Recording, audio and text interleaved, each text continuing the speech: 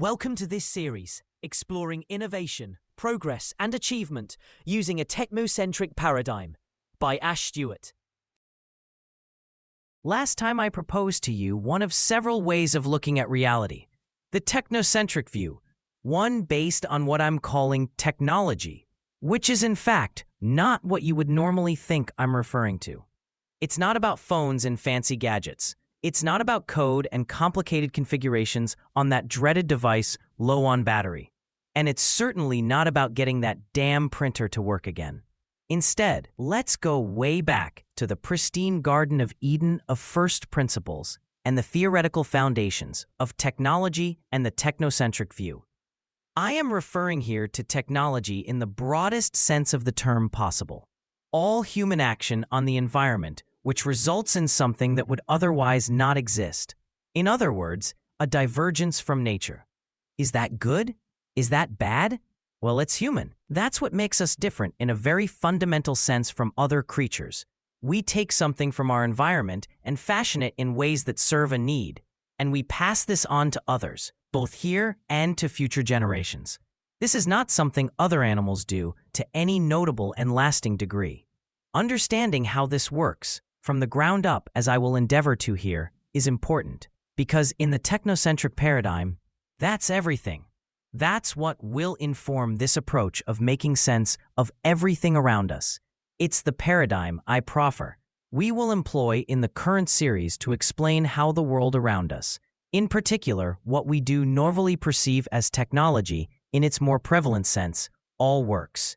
And, as I've promised you, need not have any technical background or qualification to join me on this journey. I repeat, no technical background needed. The birth of technology. Taking this broad view, we can trace the birth of technology in a lasting sense to the very first time man. This could refer to one of the earliest hominid species took a piece of stone just big enough to grip it comfortably in his hand around his palm and thought, if I rub this against that rock and make this side of it sharper, it's going to be easier to attack and capture that elusive bison over there because I'm hungry and it looks rather tasty. Okay, maybe that's not how it started. Maybe the theorizing and the explanations came later. It was perhaps by accident that the earliest humans found that rubbing a stone with another, maybe Steve was bored that day, could sharpen it, making it more akin to a tooth, but more significantly, more versatile and practical than a human tooth in injuring and capturing prey. But in the end, that's what it was. This more or less first of many tools humanity will go on to make, this sharpened piece of stone, the hand axe, was indeed an augmentation of the tooth.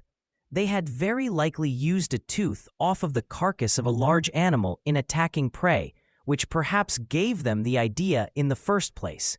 This might seem rather trivial or meh to us, but it's hard to overstate what a phenomenal revolution, what an extraordinary breakthrough, what a game changer it was. But in a sense, we implicitly accept that it wasn't trivial, because we have named an entire epoch based on essentially this one event, the Stone Age. Well, again, it's probably not this one exact incident, but what matters is the general principle here of modifying pieces of that very abundant material found around these primitive hominid groups, stone, into something useful for human needs. So in that sense, it was not just the beginning of the Stone Age, but it was the birth of technology. The immediate effects of this, of course, were far-reaching. It helped the species conquer the environment around it, rapidly rising to the top of the pecking order. This was despite being one of the physically weaker and more vulnerable members of the landscape, the African savanna. What man had found was the ability to use tools. Humans had stumbled upon technology, and that changed everything. Before we continue, I would add another dimension to my definition of the term technology here, still within my broad first principles treatment. I would make two distinctions of technology here, what I'll call artifactual and institutional, Because in this overarching definition of the phenomenon, we have not just the physical or tangible tools and implements to heist the artifacts, but also other cognitive processes and solutions that need to be included. Because they're all also the result of humans changing their environment and have a very important role to play in how the world has unfolded in this technocentric journey we are on here. By institutional, I mean therefore the use of devices such as legal frameworks, social organization methods, indeed, even language itself, as part of our increasingly complex reality. These are based on both explicit norms and agreements, but also other things such as behaviors ingrained in us as part of being involved in such a social setup as we are. In fact, artifactual and institutional developments go hand in hand.